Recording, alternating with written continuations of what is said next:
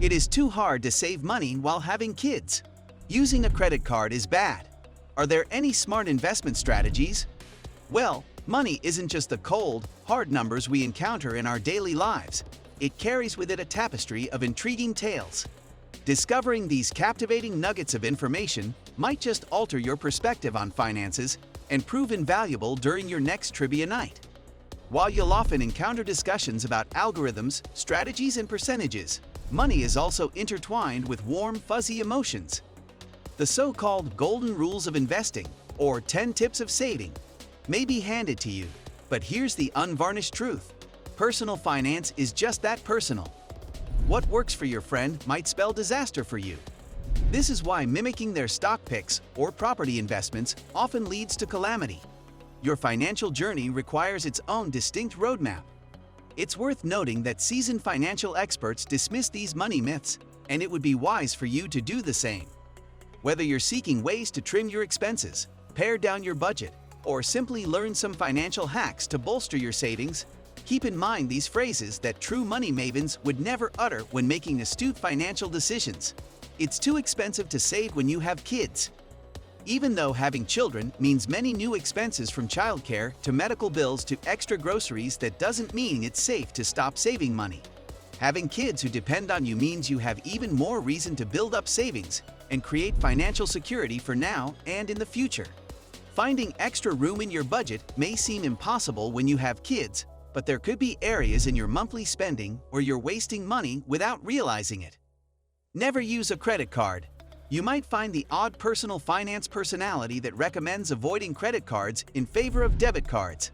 Yet the anti-credit card position is one that most money pros believe to be misguided. When you use a credit card, you can tap into tons of benefits like cashback on purchases, an increased credit score, fraud protection, extended warranties and return windows, free roadside assistance, and more. But keep your emotions in check and use them responsibly. I can guarantee your investment will beat the market. A smart investment strategy has the potential to help your savings grow over time. Yet no financial advisor, no matter how experienced, can tell the future. And if you come across anyone who tries to promise that an investment will beat the market, it's a giant red flag. Financial experts know that the stock market can be volatile and no one can predict the market. Also, the historical performance of a fund or a stock does not predict the future. That's why it is important to remain diversified. You get what you pay for. You may have heard it many times, but it doesn't constitute sound financial advice. There are plenty of times when paying a lot of money for a product or service doesn't make good financial sense. Any financial expert worth their weight knows that you do not always get what you pay for. The fact is that you can pay a lot for something that is worth very little, and you can pay a little for something that is worth a lot. All debt is bad. There's no question that high-interest debt can put your household budget under stress and lead to bad credit. However, all debt is not created equal, and there are times when borrowing money could be a good financial move in the long run.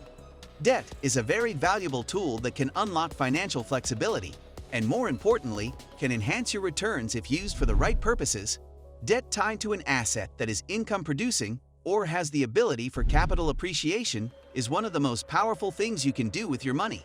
As always, use it with wisdom and do not leverage yourself to becoming house poor. You don't need an emergency fund. One subject that virtually all financial experts agree on is the need for emergency savings. There are few absolutes in personal finance.